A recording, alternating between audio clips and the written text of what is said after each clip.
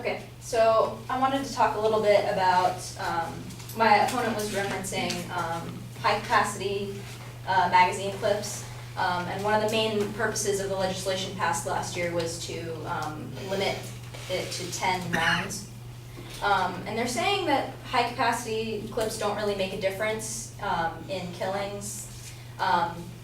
And that is true against, if somebody's going after one person, it doesn't really make a difference how many rounds you can fire before you have to reload. But if you're killing multiple people, as in the case of mass shootings, then it starts to become more significant. High-capacity magazines make shootings more deadly.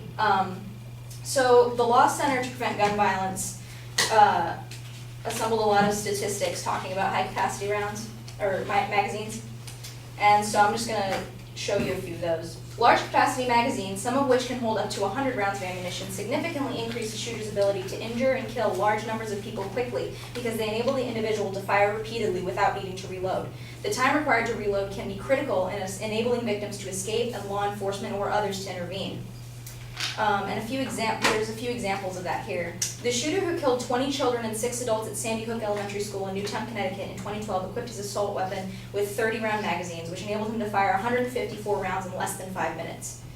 The gunman in Tucson, Arizona, who killed 6 people and injured 13 others, including U.S. Representative Gabrielle Giffords in a supermarket parking lot in 2011, used a handgun equipped with a 33-round magazine.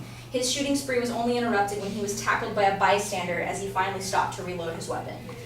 So, and then there's one more statistic here. In fact, a review of 62 mass shootings between 1982 and 2012 by Mother Jones found that large-capacity ammunition magazines were recovered in 50% of them.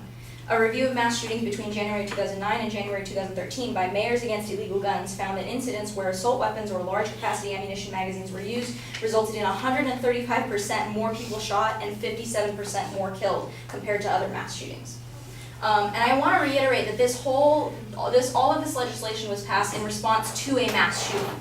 We're not talking about just somebody going out and killing somebody who cheated on them. We're talking about somebody who wants to kill a large number of people, and high-capacity magazines enable them to do that.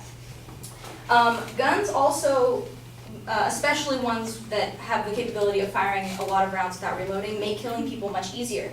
In an article, Josh Sager said, "Guns give people a quick, easy, cheap, and relatively detached method of killing people, even large numbers of people. By making killing easy, guns directly contribute to the thought process that must go into a killing and facilitate even higher body counts. There's a good reason why guns have become the mass murderer's weapon of choice. They are simply the most efficient way of getting the job done." And my opponents also talked about ID and background checks. And I wanted to kind of go through that process a little bit and give some statistics on it, because it's one of the most important ways of keeping guns out of the wrong hands.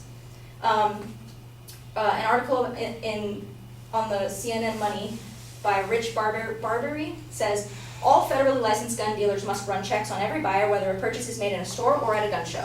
The checks work like this. A buyer presents his or her ID to the seller and fills out ATF Form 4473 with personal information such as age, address, race, and criminal history, if any. The seller then submits the information to the FBI via a toll-free phone line or over the internet, and the agency checks the applicant's info against databases." And there's an organization called Everytown for Gun Safety Support Fund.